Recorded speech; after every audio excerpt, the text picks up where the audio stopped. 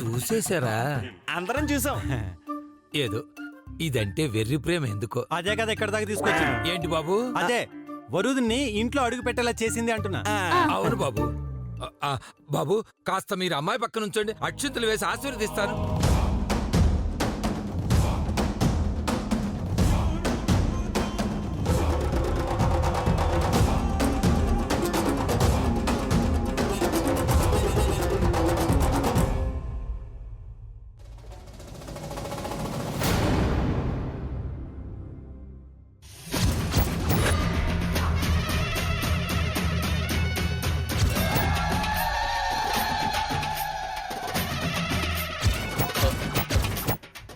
అయ్యో నామతి మండ, అసలు సంగతి మర్చిపోయాను. బాబు ఆ సంచిలా ఇవ్వు.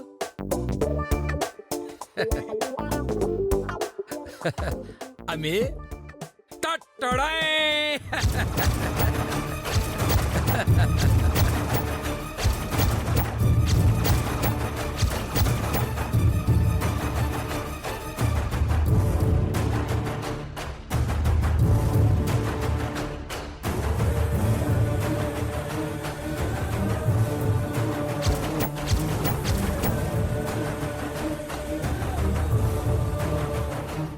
అమ్మి మీరు ఈ దండలేసుకున్నాక మీరు అప్పుడు కొత్త దండలా కనిపిస్తారు.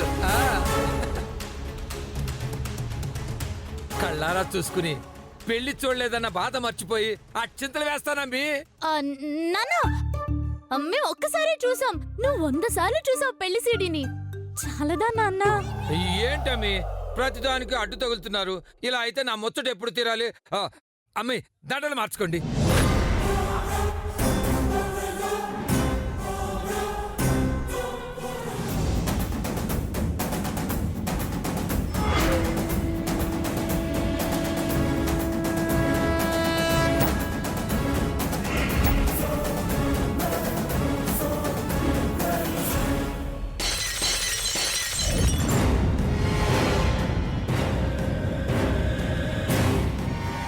ఎవరమ్మీ లోపల? నేను చూస్తాను. ఎవరు లేరు నాన్న. లేదమ్మీ ఏదో సౌండ్ వచ్చింది కదా.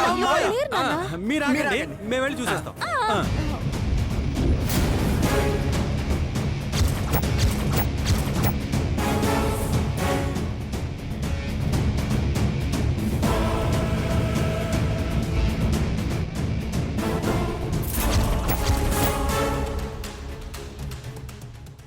అయ్యయ్యో పోన్లే అమ్మి, అక్షింతలు నీ తల మీద పడ్డాయిగా, చాలా సంతోషం.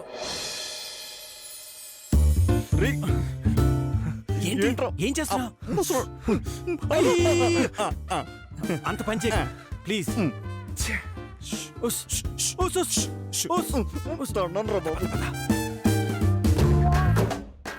ఎవరు బాబు? పిల్లి మామయ్య పారిపోయింది. పిల్ల? సర్లేండి అమ్మి దండలు మార్చుకోండి. కుదరదు నాన్న. ఎందుకమ్మి? వీళ్ళ వంశచారం ప్రకారం రెండోసారి దండలు మార్చకూడదంట. నేను ఒప్పుకోను.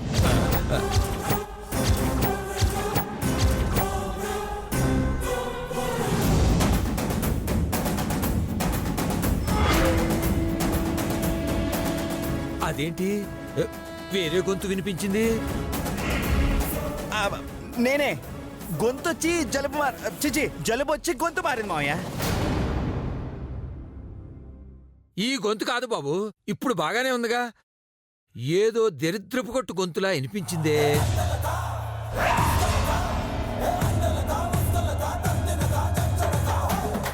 ఏది బాబు మళ్ళీ గట్టిగారు? అలాగే అరుస్తాను. నేను ఒప్పుకోను. మీరు ఇంటికి వెళ్ళండి. అరిస్తే అచ్చం ఆ దరిద్రపు కొట్టు గొంతులాగానే ఉంది. నాకు మండుతుంది. ఏంటి బాబు? అదేనన్నా, ఇందాక కూరలో కారం కొంచెం ఎక్కువై నందుకి నోరు మండుతుందంట. అలాగా బాబు, ఇక్కడే ఒక 4 రోజులు ఉంటాను. నేను పైన ఏ గది వాడుకోవాలి బాబు? ఏదో ఒకటిలేండి, లంకంత ఇంట్లో ఏ గదిలో ఉంటే ఏంటి, ఏదో ఒకటి వాడేసుకుంటాను. అమ్మి ఈ ప్రసాదం తీసుకో. తీసుకో అమ్మి.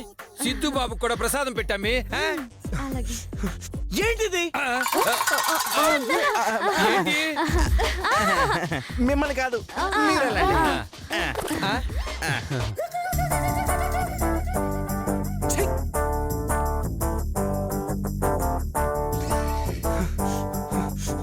నా వల్ల కాదు, వెళ్ళి చెప్పే. అయ్యో, షూ, షూ. మీరే చూసారు కదా వరు అంటే ఆయనకి ఎంత ప్రాణమో. ప్రాణం ప్రాణం అంటూ నా ప్రాణం తీస్తున్నాడు. మెల్లిగా. ఇప్పుడు 4 రోజులు ఉంటాడంట. అప్పుడు దాకా ఎలా ఉండాలి ఇక్కడ? దరిద్రుడా, ఏ ముహూర్తంలో అడుగు పెట్టావురా నా లైఫ్ లోకి? ఏమండి అరవకండి. మూసుకుంటా, మూసుకునే పోతా, ముసుగేసుకుని తిరుగుతా, మూలను పడుంటా. ఛీ, దీని అమ్మ జీవితం. మీరంతా ఉండండి, నేను పోతా. నా రూమ్ అదే కదా. అదే. అయ్యో, ఇప్పుడు ఎలా నందు?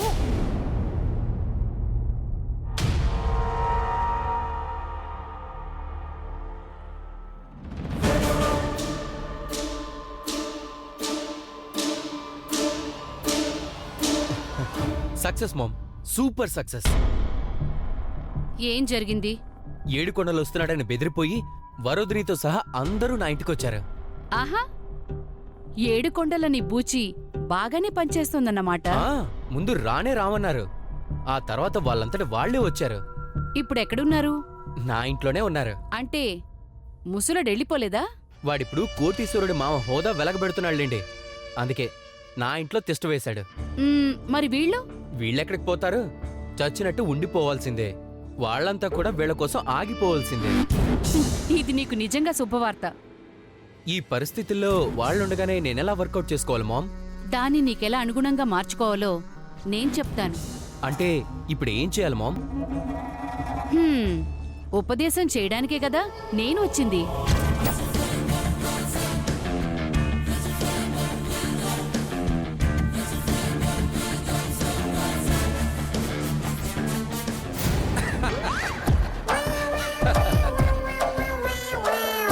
ఎంత వైభోగం, ఎంత వైభోగం! ఎవరికి పడుతుంది ఇంత రాజభోగం? నేను కాబట్టి ఏ జన్మలో ఏ అదృష్టం చేసుకున్నానో నా బిడ్డ బతుకును మళ్ళీ నిలబెట్టగలిగాను. నాదేముందిలే, అంతా నా బిడ్డ అదృష్టం. ఆ.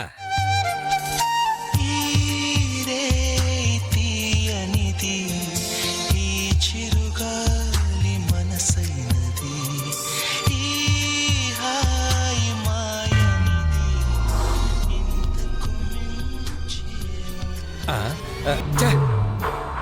ఈ సంగతి ఎలా మర్చిపోయానబ్బా? హలో, ఒరే పో!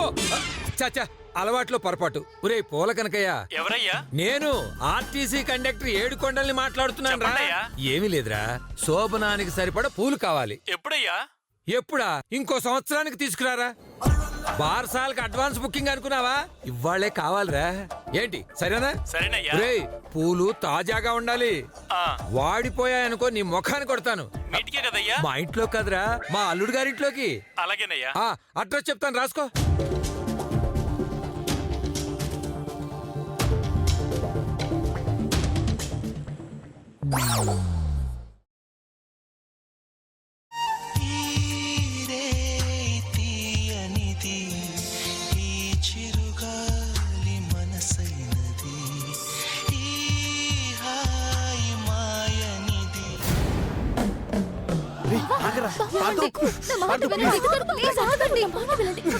నా వల్ల కాదు వారు. మీ అందరికీ మీ నాన్న కావాలి, ఆయనకి మీరు కావాలి. నేను అక్కర్లేదు. అందుకోసం నేనెందుకు ఈ నరకంలో ఉండాలి? అందులో ఈ నికృష్టుడి ఇంట్లో చచ్చినా ఉండను. వీడి మొహం చూసినప్పుడల్లా సలసలా కగే నూనెలో ఆ మొహాన్ని ముంచి తీయాలనిపిస్తుంది.